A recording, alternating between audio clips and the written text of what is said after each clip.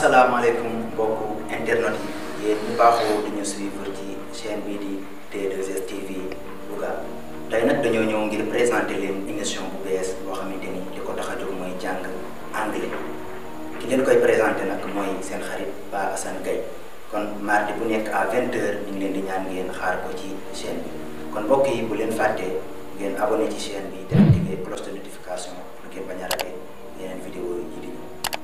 Guys, I'm here today to tell you about one English course that we have to give in this channel, inshallah. Our channel is D2S TV LG.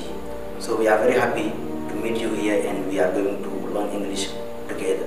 I wish you guys to be here every Tuesday night at 20. And don't forget guys to subscribe to our channel. Thank you.